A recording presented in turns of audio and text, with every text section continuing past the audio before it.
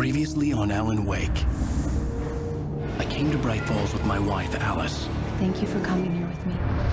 I thought maybe you could write here. I don't want to hear it! God damn it, Alice! Now, she's missing. Alice? Alice? I woke up behind the wheel of a crashed car. I'm missing a week. I was attacked by shadowy men straight from a nightmare.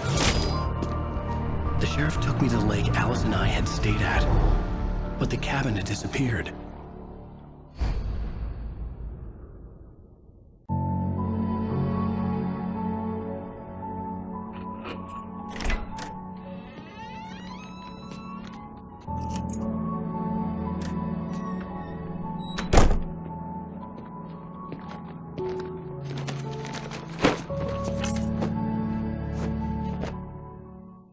Honey, I'm home.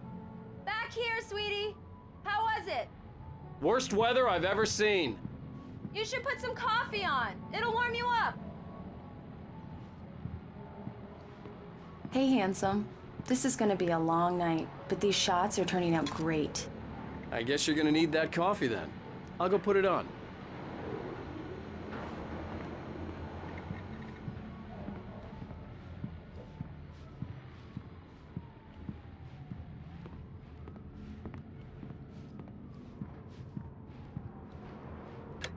Coffee's on.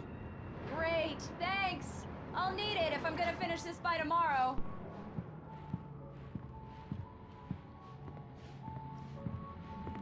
Oh, hey, I just finished those cover mock-ups. They're on your desk. Tell me what you think.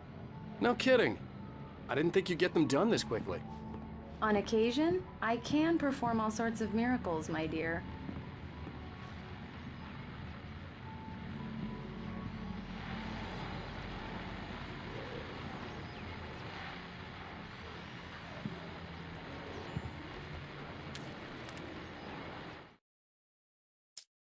It's true what they say about the fall and the sudden stop at the end. I'd lain here in the snow while the lurid chain of scenes that had led me here kept playing in my head. A rerun of my own private snuff movie. A memory of my corpse. Alone at my own wake. Thinking in metaphors again. The femme fatale was gone. Only a sour taste remained of the kiss that killed me. This was a late goodbye. 13 years after I'd gotten my revenge, it had finally caught up with me. It had been a long time to bear the pain. My blood painted the snow red. A gruesome slushy dissolved all the scattered painkillers and leisurely dripped down to the sewer, mingling with the bile of the city, becoming one with it. I can see them now. My wife and my baby. Honey, I'm home. These look really good. Oh, sure, until Barry gets his hands on them. Which, by the way, will happen over my dead body. The last time was the last time. Oh, and speaking of Barry, he called. Alan? Alan, please check the fuse box. I'm right here. I'm on it, honey. Please hurry. I'm right here, baby. I'm fine. Just get the lights back on. Now, please. Honey, it's a power outage. I've got the flashlight. Okay. Hi. You okay? I'm sorry. It just really spooked me. Don't worry. We'll just break out the candles. I know it's stupid, but it's just...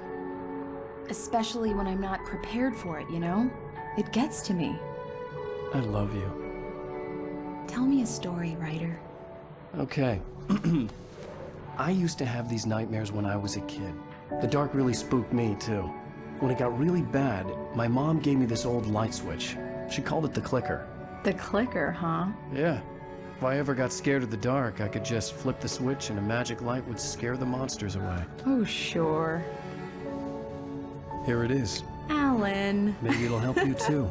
Yeah, nice story, writer boy. You made that up right now, didn't you? No. Seriously. I love you, even if you are a liar. Thanks for this.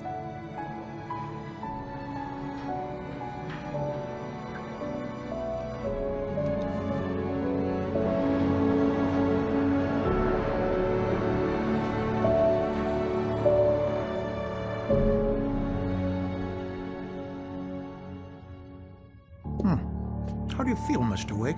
Any nausea, disorientation, anything like that? Mr. Wake, how are you feeling? I'm okay. My head's fine. I had to lie about my headache and memory loss. He'd send me to a hospital for tests. I couldn't leave without Alice. Very well. I don't think you have a concussion, but you've obviously been through quite a shock. You should take it easy for a couple of days. Thanks. Well then, Mr. Wake, we're done here. If the pain gets any worse or you experience any other symptoms, you should come see me. I'll let you get on with it then. Sarah, Sheriff Breaker, is waiting for you. She's very good at her job. I'm sure she can locate your wife in no time. Doc Nelson was the image of a small-town doctor. Sheriff Breaker had called him to the station to take a look at the cut in my head. I'm sorry you had to cut your morning fishing short for this, Doc.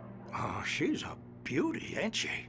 Not the biggest I ever caught, if you can believe that coming from an old fisherman like me, but she's right up there. Now, she's a largemouth bass, which is what you're after if you prefer a lure. Now, if you want either trout or salmon, on the other hand, then it's fly fishing for you. You a fishing man, Mr. Wake? Oh, doesn't really matter, I suppose. But it can be very relaxing out there.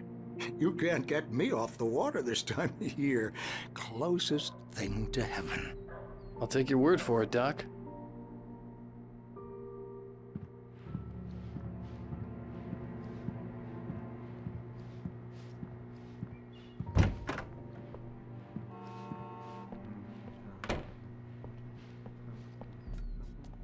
Thank you for testing the lights, Miss Weaver.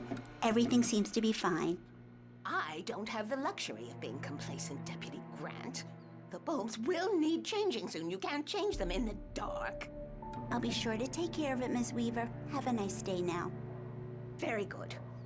I'll come back later on to remind you, just in case. Mr. Wake, the sheriff is waiting for you in her office down the corridor.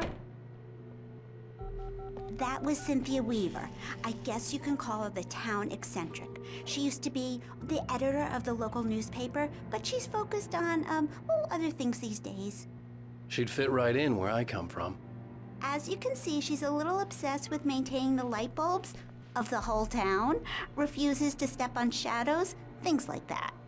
Back in her day, she wrote about all sorts of weird things in the paper. Bright Falls has a colorful history. Of course, what small town hasn't?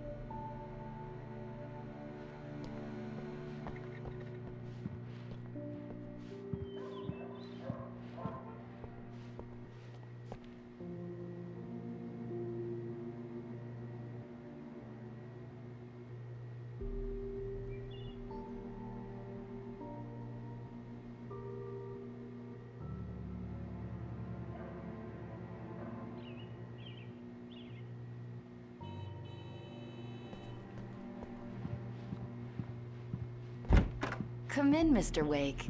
Your phone's on the desk. The battery was dead. It's charged now. Have you started looking for my wife yet? My men are already on it. Now, can you tell me what happened? I'm not sure. I can't remember. We were arguing. I walked out of the cabin. The cabin on Cauldron Lake? How did you end up at Stucky's gas station? I wanted to tell her what had happened last night, but I couldn't. She'd lock me up.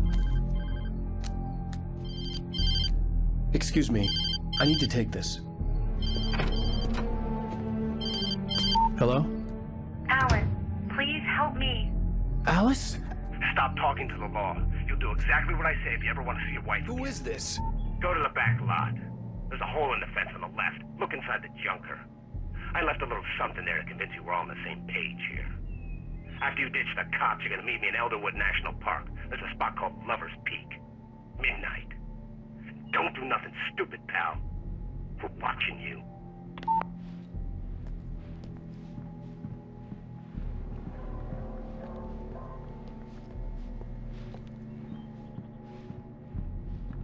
Mr. Wake, can I help you with anything? I need to get some air. The sheriff said I could go out back. Of course, Mr. Wake. You can get there through the cell corridor.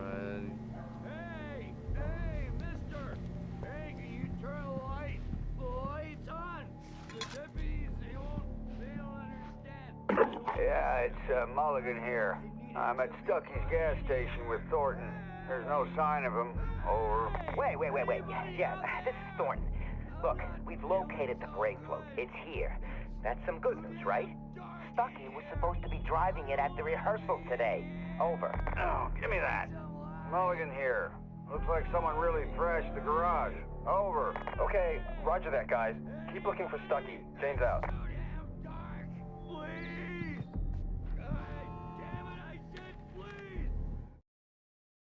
Alice looked through the viewfinder, lining up the shot. Cauldron Lake was breathtaking. Something caught her eye. A figure standing in the shadows behind the cabin, like a thin woman in a black dress. She lowered the camera and looked again. No one there. Just a collection of bushes that looked vaguely human-shaped. She shook her head and laughed.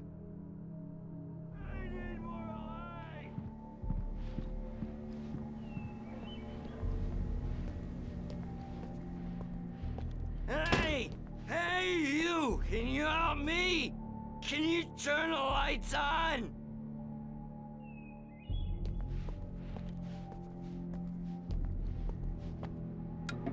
Thank you, man, thank you. Hey, you're all right.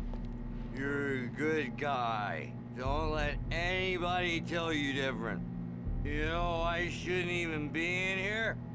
The cops, they got it all wrong. See, sure, I beat him up, but I wasn't drunk. I mean, I wasn't drunk at the time. I only got drunk afterward. Okay, listen, you gotta listen carefully now. Here's the kicker. That wasn't Danny. No, sir. It only looked like him. You wanna know who it really was? I'll tell you who it really was. It was a goddamn space alien!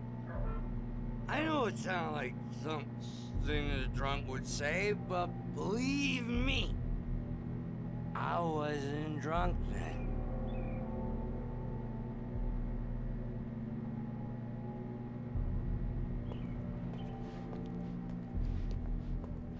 I told him, oh yeah, well, I don't hear. In spite of its human mask, to describe the dark presence as intelligent would have implied human qualities on something decidedly inhuman. Nonetheless, it found the one spot in the diner that was dark enough. Some light spilled into the corridor, ravaging it. But it took the pain. Horrible as it was, the writer would soon fix that. He would be coming to the one place where it still had power. We're on your feet.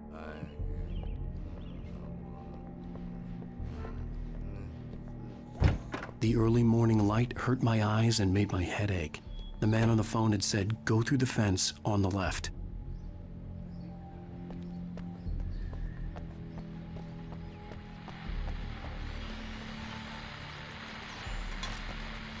Well, folks, it's been another long night, and it's about time for me to sign off for a while. God knows I need my beauty sleep. Just one more item before I go. It's been a busy night for the Sheriff's Department. We've had a few broken windows, even a report of shots fired on Main Street. Deputies Mulligan and Thornton had to deal with two intoxicated young men who were celebrating the completion of their Deer Fest float. Now, folks, we get this every year. I know it's exciting, the big day's almost here, but let's save it for the party and leave the gunplay for the shooting competition, huh? There's no point in getting all worked up yet.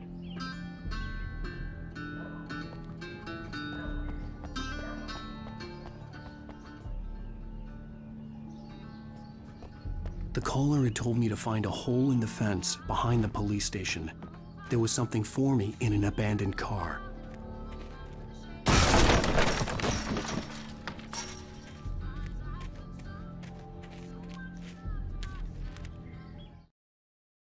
The kidnapper fired his gun one last time, and the shadow vanished into the darkness it had come from. See? Nothing to it, Wake. The thought of Alice in his hands was revolting. We stood on the wooden platform of Lover's Peak, the waterfall on the mountain behind us, the lights of the radio mast blinking red in the heights above. I fought with the urge to take a swing, force myself to speak. Let's cut the act now. Where's my wife?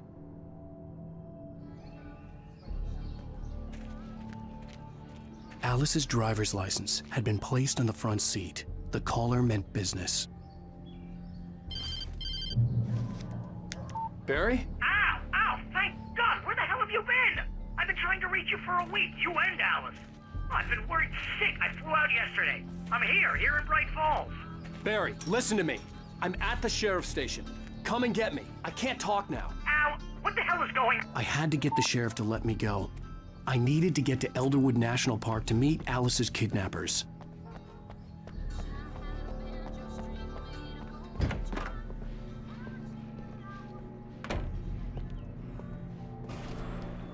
A writer is a light that reveals the world of his story from darkness, shapes it from nothingness. The way a sculptor carves a statue from a block of granite. If I stop, the world I'm making dies. Darkness will reclaim it. It's a long, hard journey into the dark. Alice's life is at stake, but I can't think about that, or I'll lose it. The dread lingers at the edge of perception. I'll push on. Anything is possible here. I'll write the story. I'll save her.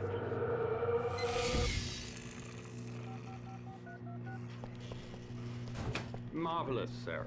I just wanted to settle all the damage the Anderson brothers might have inadvertently caused on their recent and regrettable little outing. They are not accountable for their actions, of course. I can assure you that my staff has been reprimanded. Tor and Odin never caused any trouble to anyone when they were still living at their farm. Indeed. All we can do is to slow down the progress of their dementia. Are you feeling any better, Mr. Wake? I'd like to leave. Am I free to go? Well, we still need to talk about... Am I under arrest? No, of course not. But I need to know where you'll be staying so I can get in touch with you. I'd avoid the motel. The Majestic is known for its roaches. The cabins at Elderwood are pretty nice, though. That sounds perfect. I'm Dr. Emil Hartman. I'd like to invite you to stay at Cauldron Lake Lodge. Did you talk to my wife? I had the pleasure of discussing your situation with her on several occasions. Did you set something up with her? I invited her here. My clinic is a place where... Oh! Hey! Oh, my! Take it easy.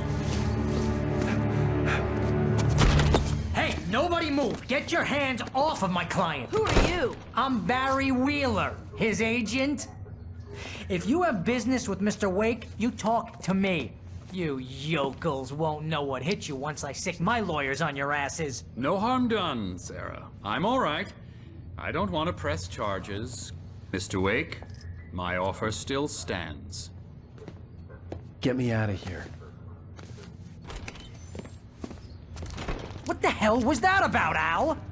We don't need a replay of that thing with the paparazzi. I thought they were gonna lock you up. I had to talk to someone. I told Barry everything. He thought I was certifiable, but when he heard about the manuscript, I had him. The fact that I'd written something, even if I couldn't remember it, was enough for him. He smelled money. And he believed that Alice had been kidnapped. Anything beyond that was another story. I had a midnight appointment with the kidnapper in a place called Lover's Peak, somewhere in Elderwood National Park.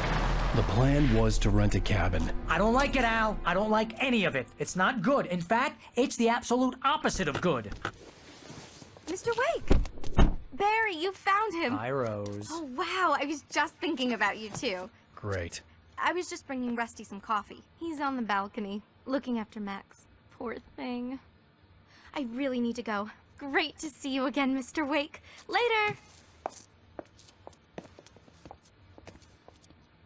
Who's Max?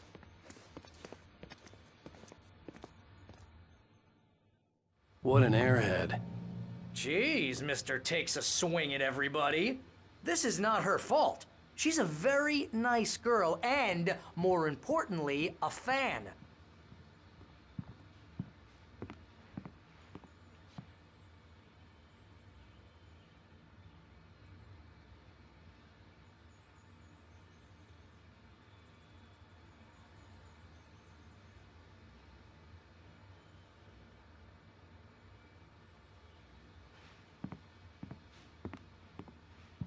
Seriously, Al, what you were saying in the car? Just listen to yourself.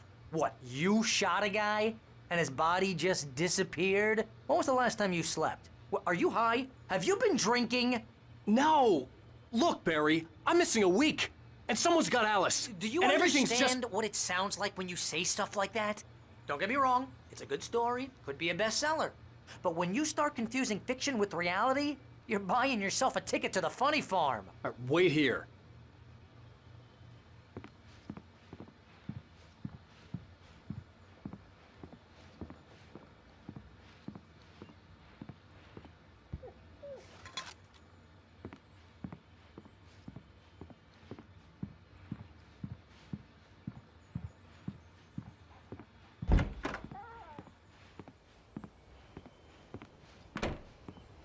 Easy there, boy. I'm almost done. Hey, Rusty, right? You rent cabins. Oh, Mr. Wake. I'd shake your hand, but mine are kind of full here. Actually, I'm sorry about this. Would you mind grabbing the registration form from the desk? It's just across from Bucktooth Charlie. Okay, sure. What happened? Crazy poachers. Max here got his foot caught in a trap. They're illegal to use here. Hell, you're not supposed to hunt within the park at all. But that doesn't stop some lowlifes. Well, at least Max is gonna be okay. He got lucky. Max is still groggy from the shot I gave him, and I'd rather not leave him alone just yet. The form's on the desk across from the mammoth skeleton.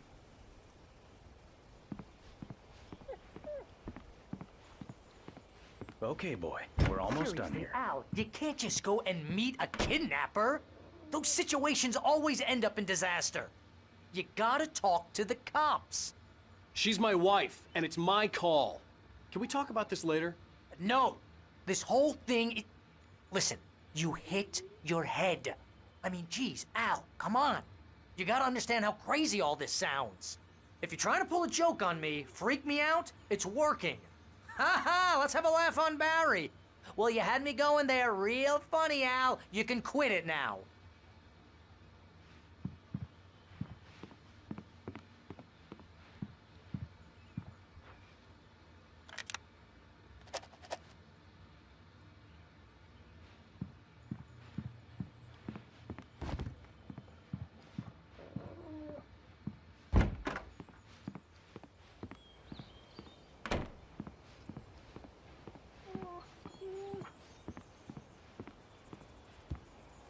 I think this is the form you wanted.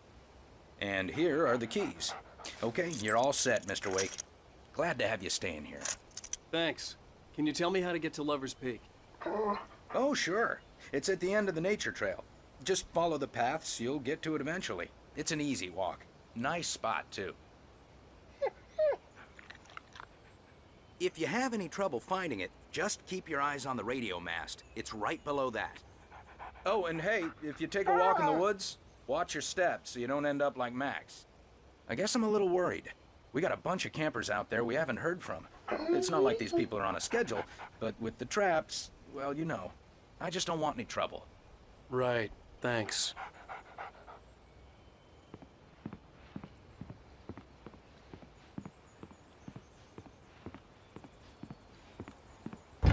Look, Al, you're asking me to believe that you shot a dude who went poof into thin air, a guy who was bulletproof until you pointed a flashlight at him.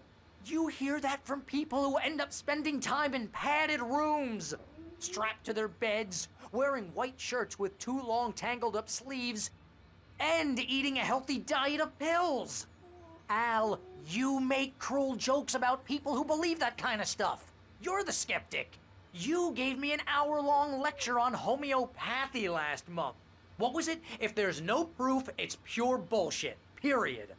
Guess the laugh's on me then. Al, come on! I mean, okay. Okay, maybe something weird happened to you, okay? Well, thanks for the heartfelt vote of confidence. All I'm saying is you gotta throw me a bone here, bestseller. What would you think if it was me? There's no way you should be going out at midnight with a gun. No one asked you to come here, Barry. Either work with me on this or go straight back to New York. Your choice.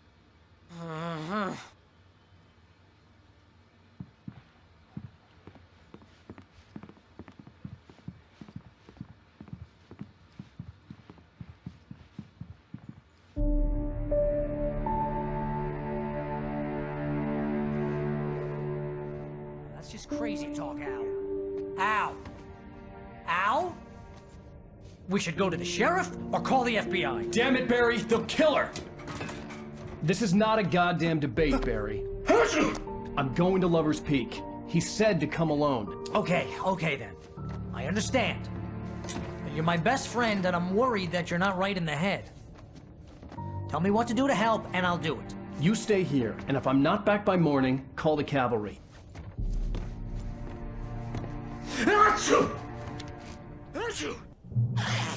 Just be careful with the natives, Al. These yokels are dangerous. Everybody hates a tourist, or it'll be Deliverance all over again. Bless you. Oh, this place is trying to kill me. I'll bet there's mold in here, spores, poison ivy, God knows what. This is so not worth a 15% commission.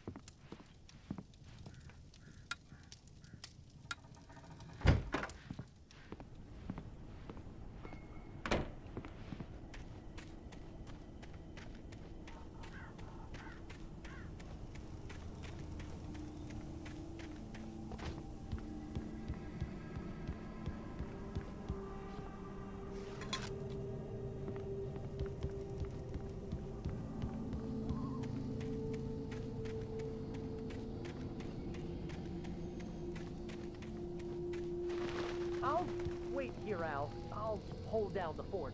I'll be with you in spirit every step of the way, Al. Locking the door now.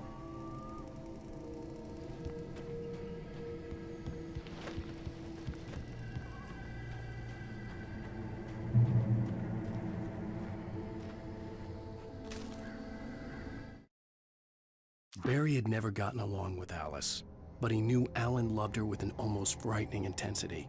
And now something had happened to Alice. And here was Al armed with a gun and saying things people got put in padded cells for. It was as if his friend had experienced a massive psychotic episode and was now totally disconnected from reality. It scared the shit out of Barry.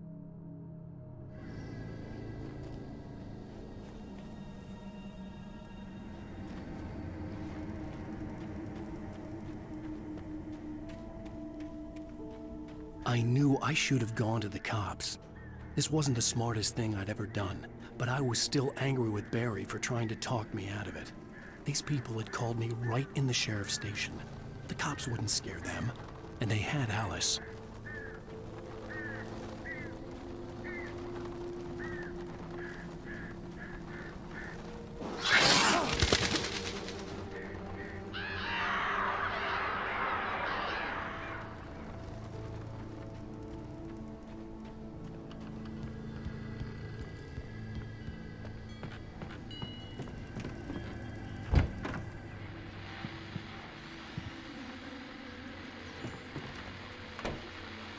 Welcome back to the show, folks. As promised, our very own Dr. Nelson has just parked his rear end in the studio. Doc, what's your Deerfest plan like? My plan? You make it sound a lot more organized than I ever seem to manage.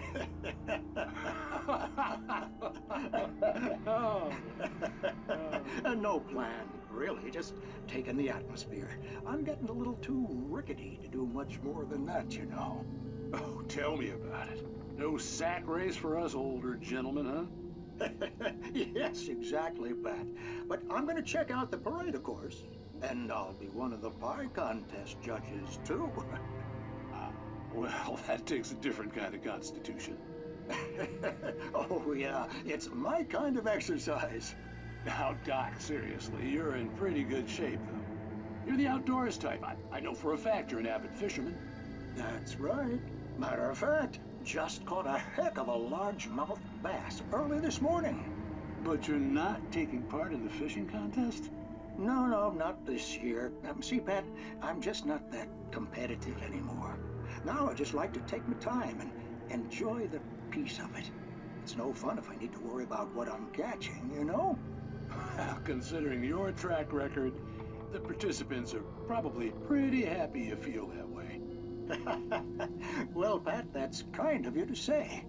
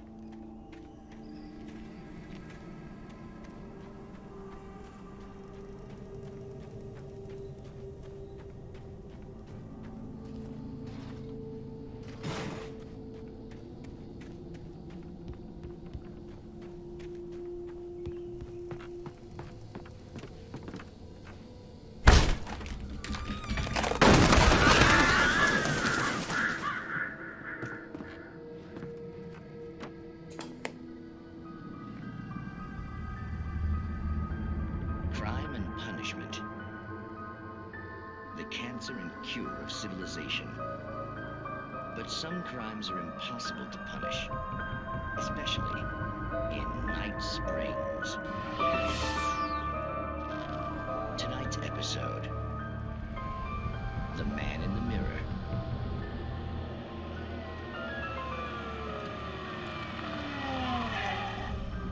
He's inside, Agent. He's a weird one. So, you're confessing to killing that guy, huh? Why? Had it coming? Yeah, but why would you do that? I mean, you're a nice guy. Normal. Took a kid to a soccer game. So how come at the game, you pick a guy and, quoting from the arresting officer's report here, assault the victim's head area repeatedly with the weapon of choice being a pair of bare fists? Wow, that sentence really flows, huh? Maybe you're not the literary type. Okay, so you mess him up. But why? Who was that guy? We couldn't ID him. Why would a guy like you do him like that? I didn't like his face? Well, you must have hated it, because you really went to town there. I mean, there's no way to tell what he looked like. No ID on him either. That must be difficult. But then we ran the fingerprints. Got a match. Your prints. Identical. Huh, how about that? Your son said you were wearing a white shirt when you took him to the game. The white shirt is on the dead guy. It's plenty red now. You won't get away with this. Do you really think that's in any way relevant to me? I had plenty of time to talk to my boy before the cops arrived, you know? He won't stop screaming, am I right? You think he's ever gonna be okay? I left my mark. Believe me. You bastard. What? You gonna shoot me? What's the point? I'm going to prison. You got me. I don't understand any of this. And you never will. Don't worry. Maybe you'll see me again, Agent. Maybe in the mirror.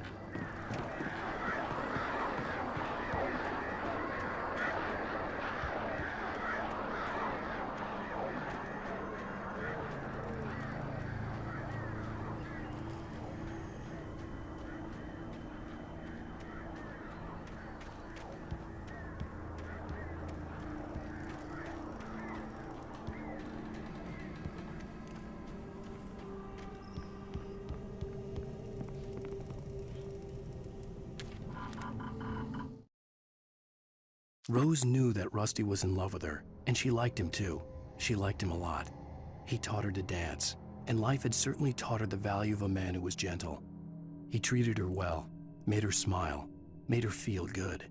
But Rusty wasn't the prince of her dreams, and that tended to underline the unbearable truth. She was no closer to that Hollywood magic than he was.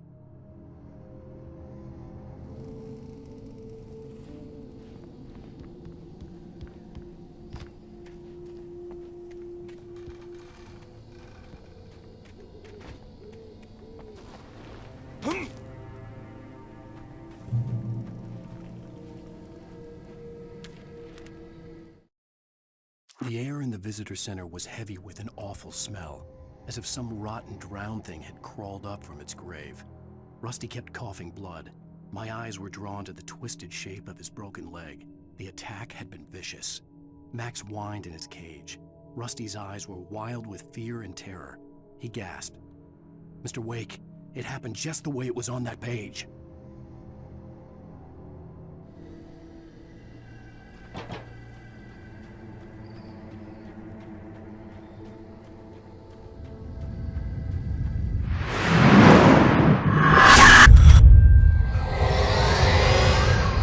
The vision left me weak. This was no head injury.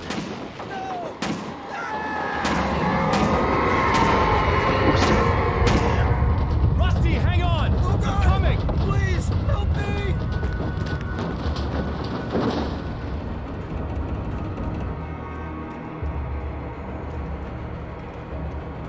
Anybody? Help me! Help me!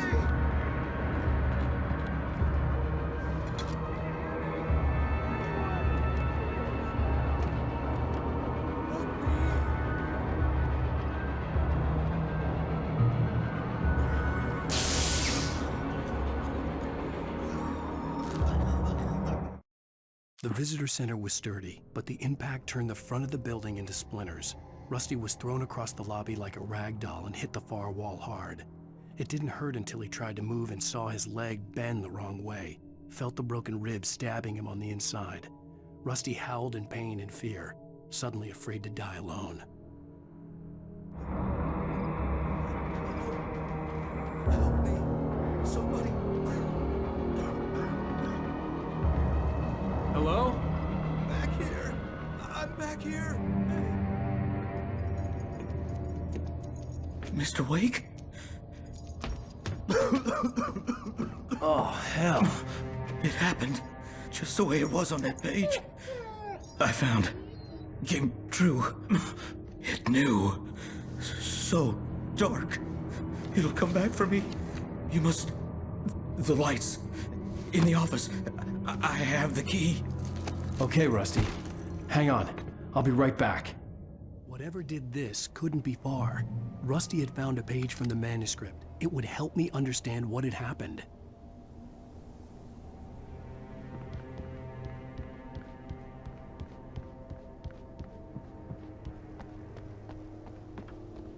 The only way to make sure that Rusty was safe was to get the power running and the lights back on.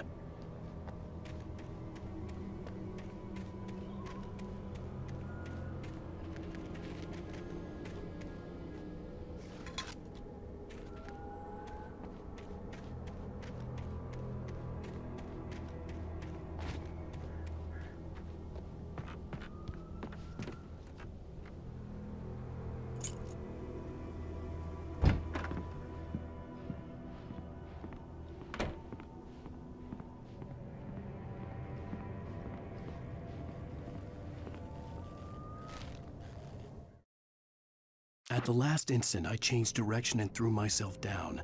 The axe splintered the trunk of a tree. I stumbled into the pool of bright light. My lungs burned. I was too exhausted to move. I tensed as I waited for the killing blow, but it never came. I raised my head. Nothing moved in the darkness beyond.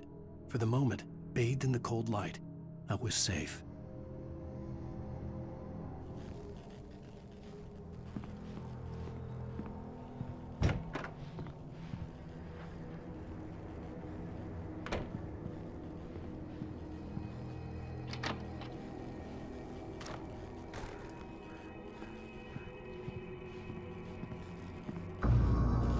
I was too late.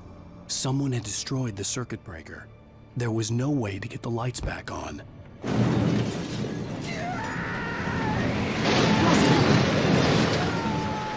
Rusty!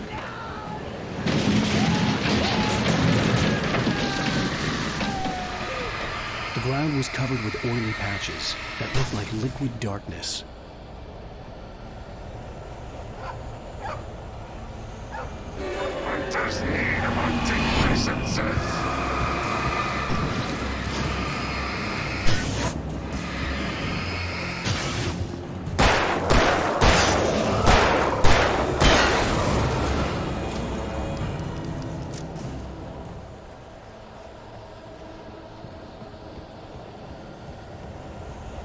Something had torn a mammoth-sized hole in the wall.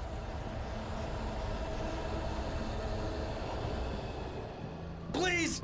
Don't feed the animals.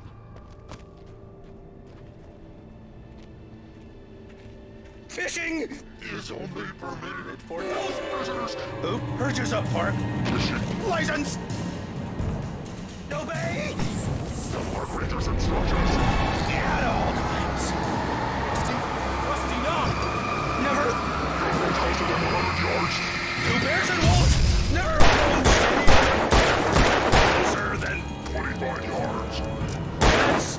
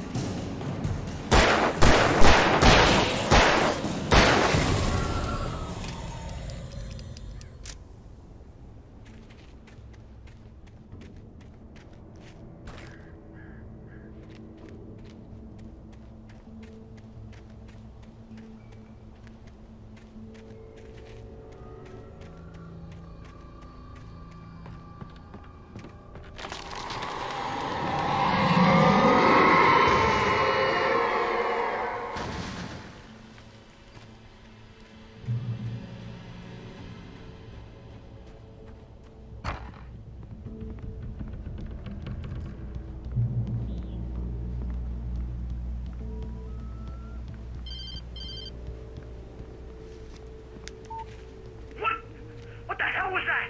I saw from the window. I saw something. Forget about it, Barry. It's just me going crazy. Oh, jeez. Oh, jeez. You're not crazy. I wish you were crazy, but you're not crazy. Ow, be careful. Stay in the cabin. Don't open the door for anyone. I mean it.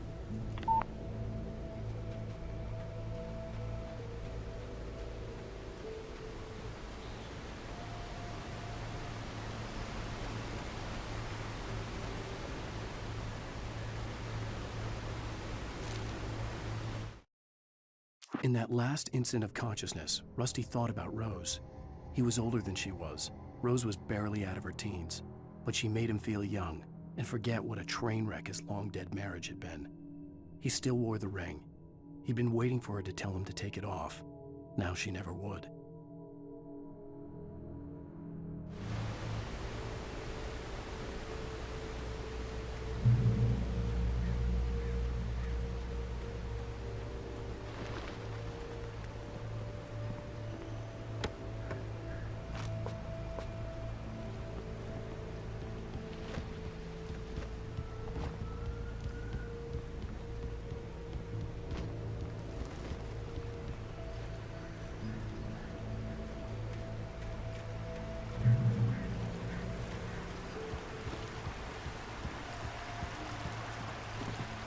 Lover's Peak was at the far end of the nature trail.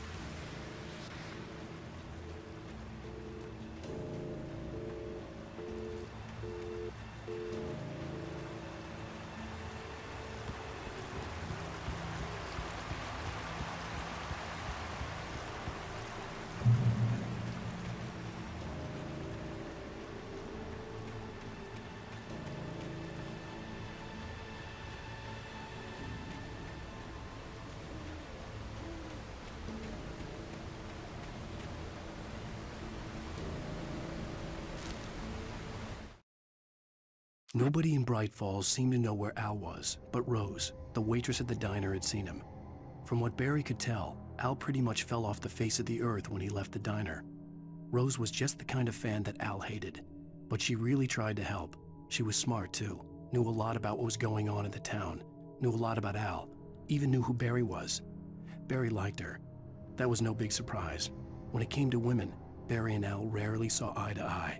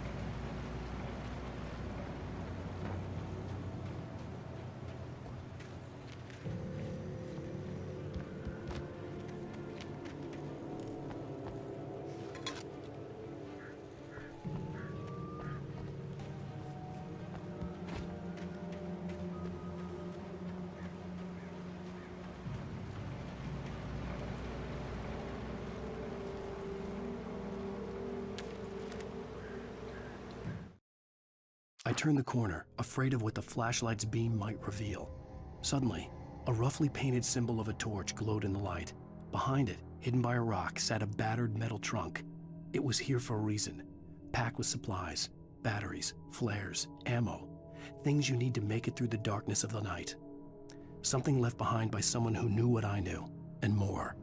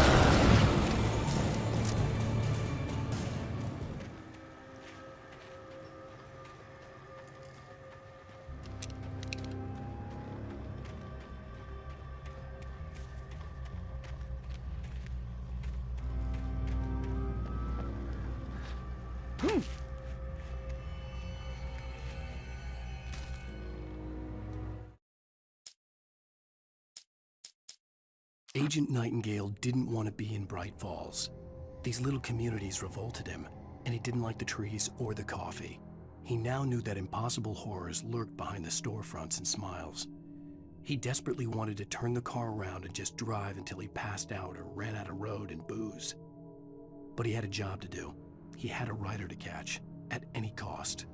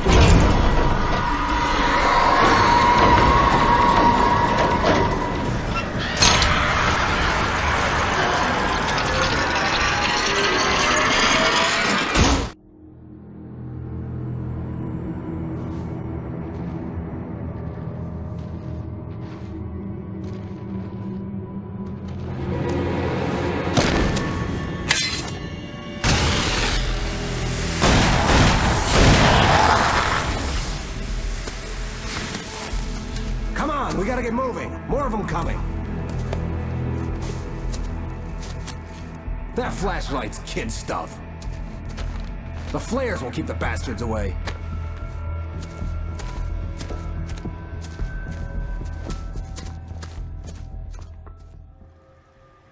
You can see them too? Hell, of course I see them. Come on, we gotta move. Why? Because that's the way the story goes. Yeah, but... Let's move! I lost my gun back there. Oh, I've got a gun. Just keep that light steady on him. It took a moment, but then I recognized him. He'd been on the ferry when I first arrived here with Alice. He knew my name. We were headed in the direction of Lover's Peak. There was no way this was a coincidence. He was the kidnapper. Come on, Wake! You better keep up.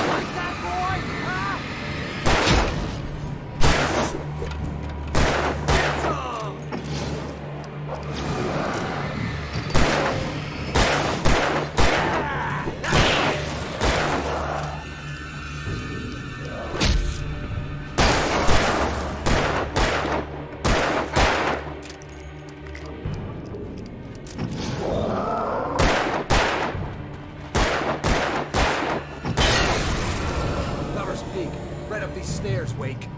Use the flares from the emergency box to hold them off while I get these boards off. Give me the gun. Yeah, no can do, Wake. Are you kidding? Give me the gun! No time for back talk. Hold them off, damn it!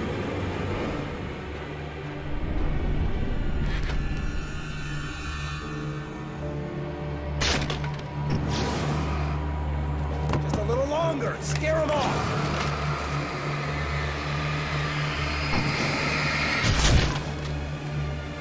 Get some light on those bastards. That'll keep them off us.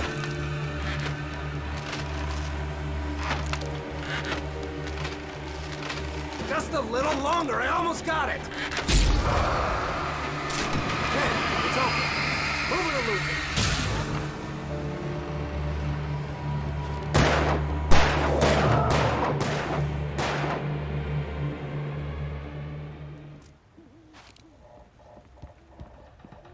Oh, you feeling better now, Wake? All cozy and safe. Better get ready. They'll be on us soon.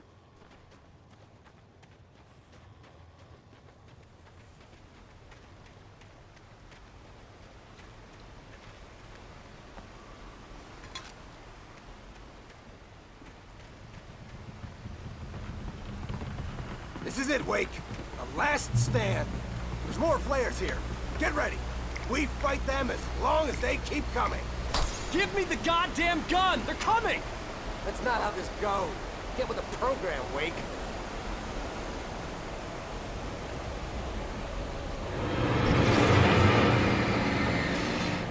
Bring it!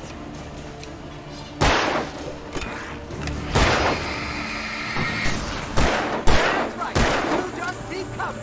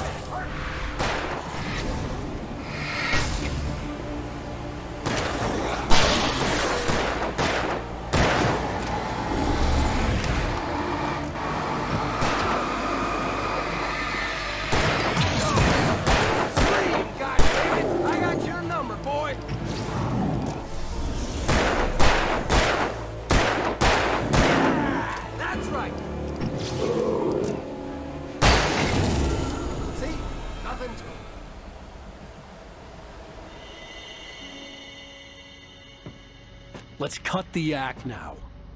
Where's my wife? I knew you were gonna say that. I read it all before. You're a hell of a writer. Congratulations. You're gonna bring about something glorious and terrible once we get you some proper editorial control. What the hell are you talking about? Where's Alice? I want the entire manuscript, or she's gonna suffer bad. You touch her up.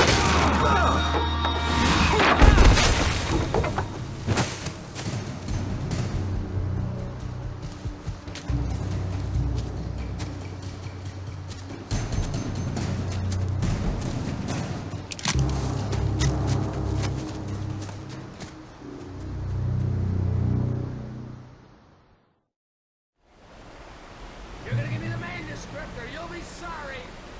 No! Come back here! I swear I'll kill you if you hurt Alice! Do you hear me? Come back here! He had Alice, and he wanted the manuscript because he thought it held some magical power. But I had no manuscript to give him. I had to get back to Barry and figure out my next move.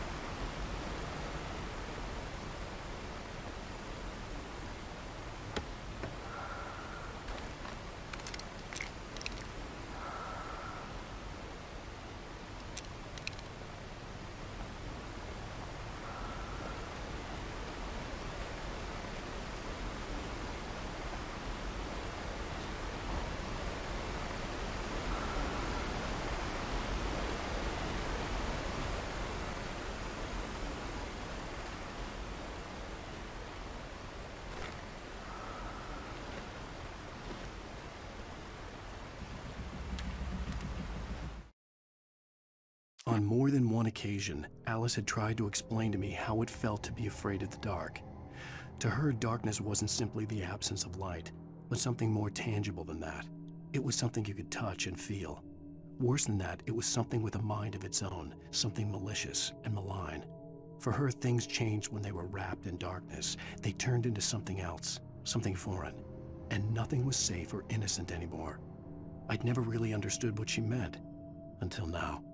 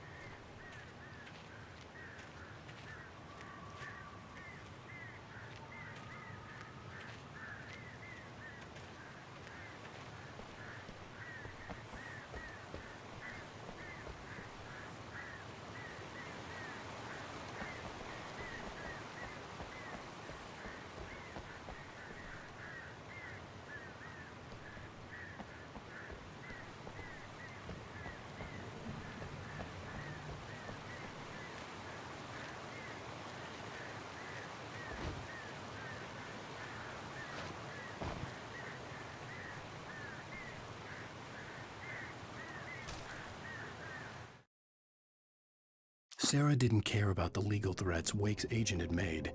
She let Wake go without argument, because there was something about him she couldn't quite put her finger on, something that reminded her of her father. She didn't think Wake would hurt his wife. Then she thought about the way he waded into Hartman, that hair-trigger rage flaring up without warning.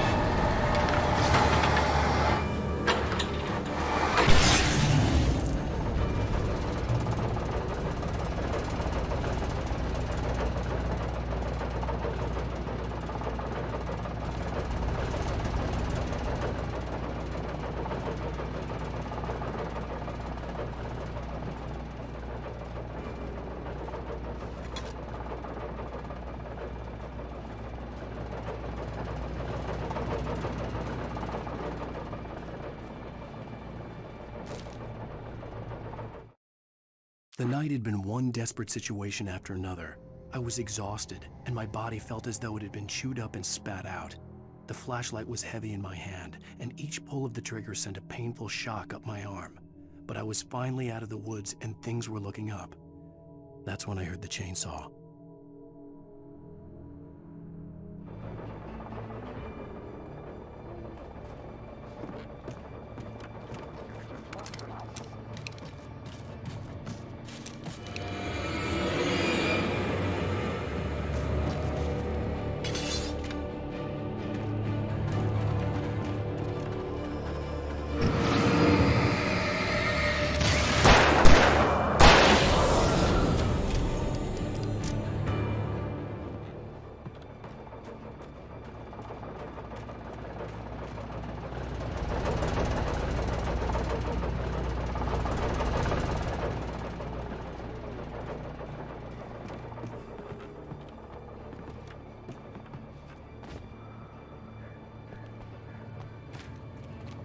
I had heard the plane fall.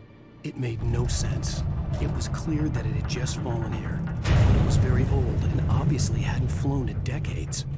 Looking at it sent a shiver down my spine.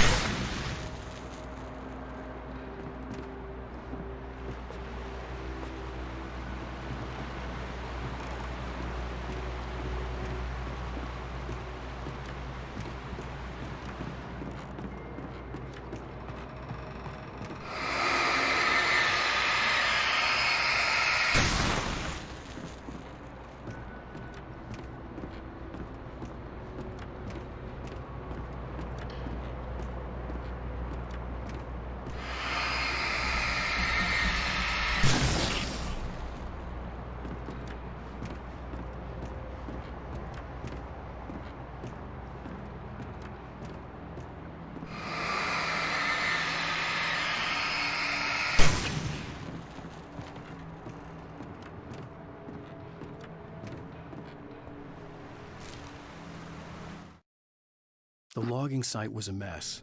The modular office had been pushed off the cliff. Deputy Thornton climbed up from the wreckage excited, breathing hard from the exertion. Nobody there. It's weird. Don't you think that's weird? Bored, Mulligan let out a mighty snort. Hell, it's always weird, Thornton. Just a question of sorting out what kind of weird it is this time around.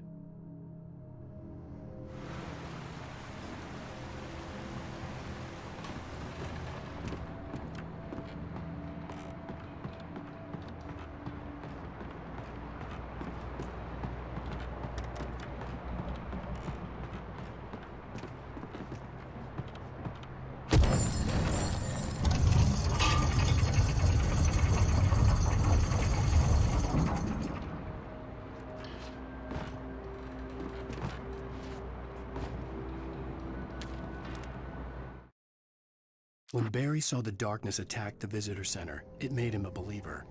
The men Al said he'd shot, they hadn't been just locals on crank. Somehow the world had changed, like the channel had been switched without warning. You think you're watching a sitcom, and you're really watching a horror show. When the birds started attacking the cabin, Barry wasn't surprised, just terrified.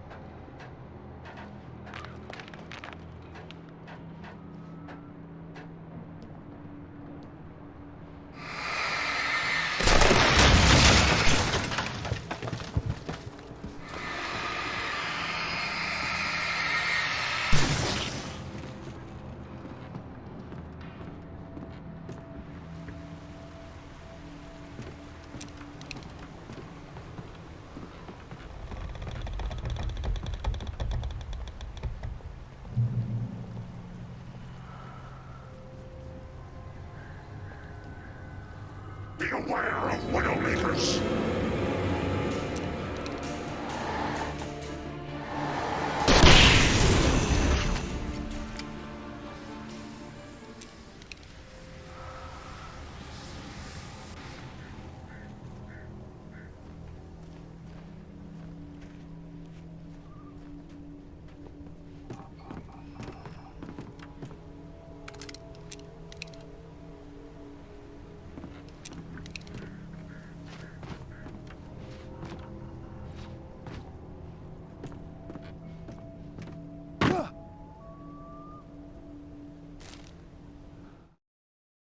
Shadows stirred and the wind picked up as I ran through the forest.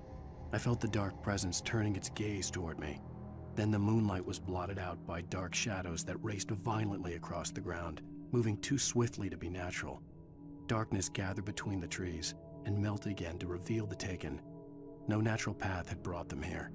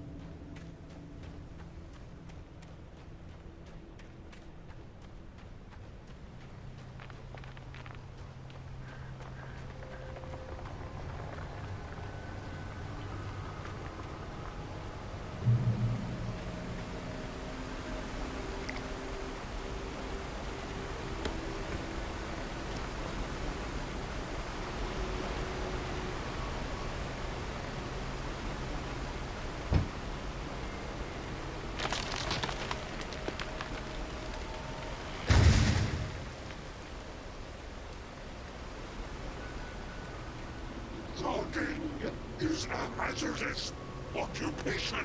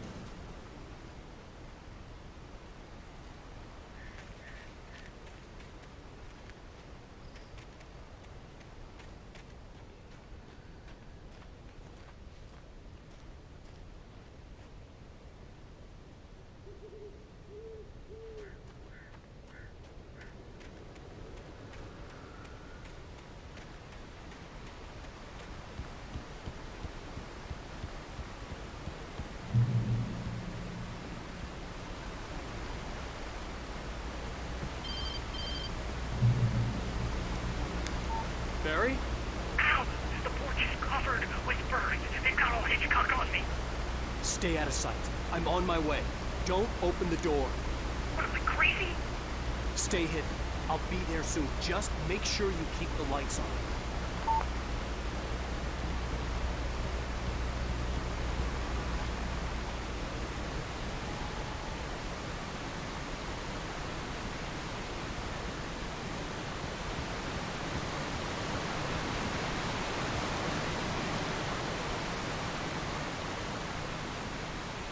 I still had to reach Barry at the cabin, but at least I was out of the woods.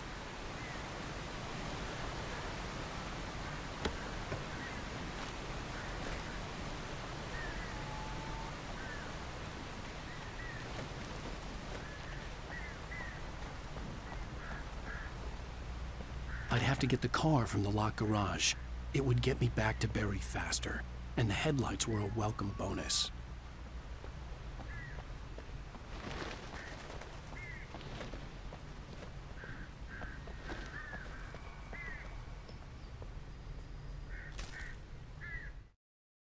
The FBI agent's command froze me in place.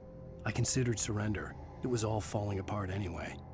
I could give in, let someone else deal with it, but it felt all wrong. Call it instinct, his posture, the way he held the gun. He was no friend.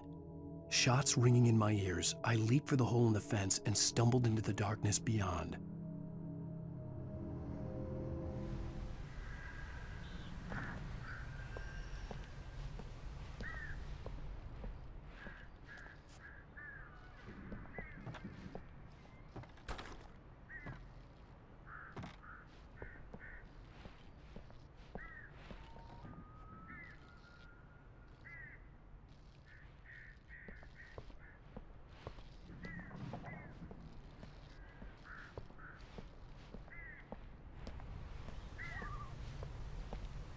I had to find the key to the garage.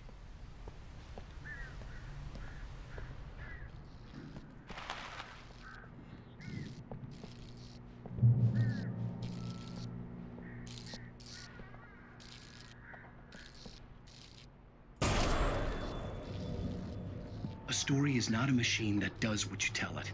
A story is a beast with a life of its own.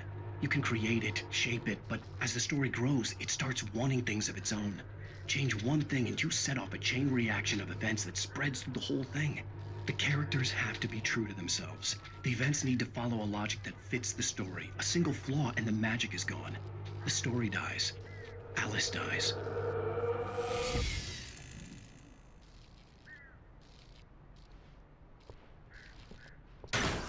You can on nature and yourself.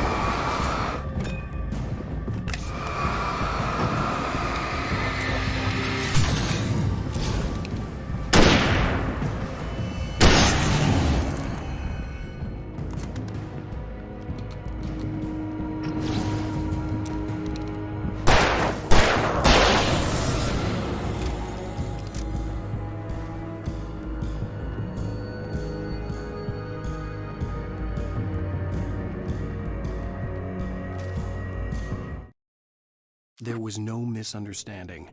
Cauldron Lake was where Alice and I had stayed, but there was no cabin and no island. I was missing a week. What had happened to me? What had happened to Alice? I had to get her back. I couldn't face life without her.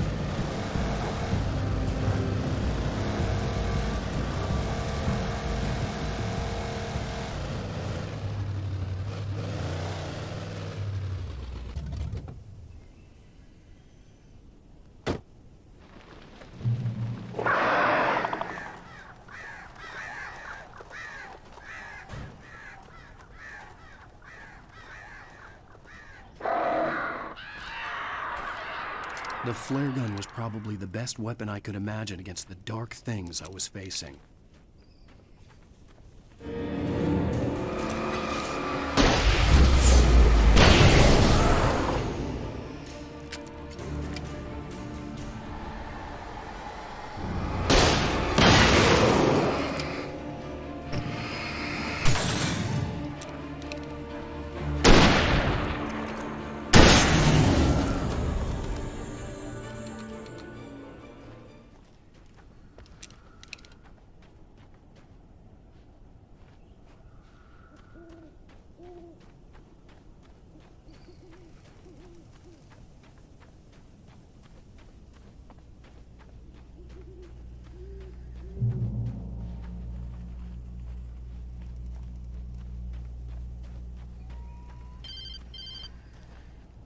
It was the kidnapper.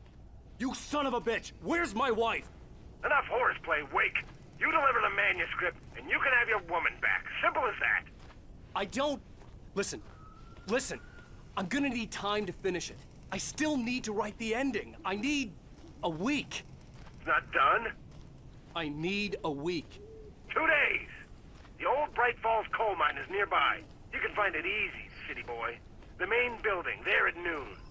You bring the manuscript, you'll get your wife. If not, well, get me? Yes, I get you.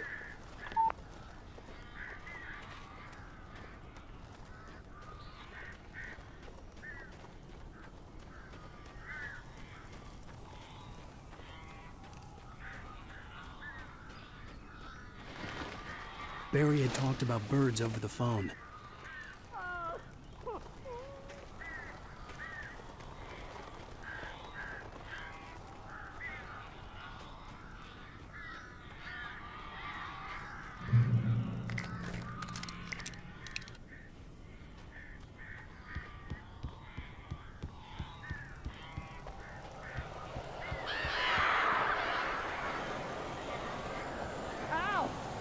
I am so glad you're here. A couple of them got in here before I blocked the chimney. This isn't normal. These birds are weird.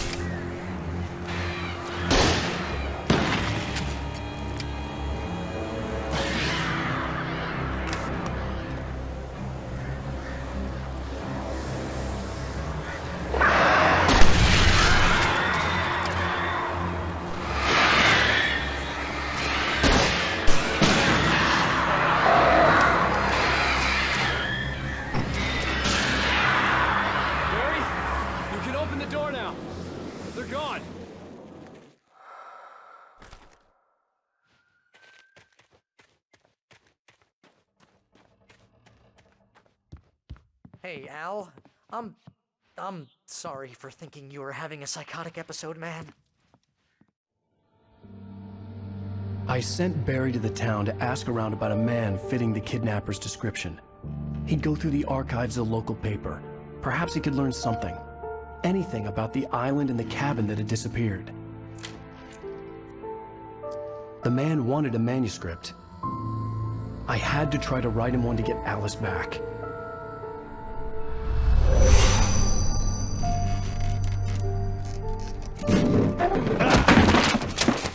For me, the supernatural had always been nothing but a metaphor for the human psyche, a tool to use in writing fiction. Now, it was happening for real, and I couldn't put a single word on paper.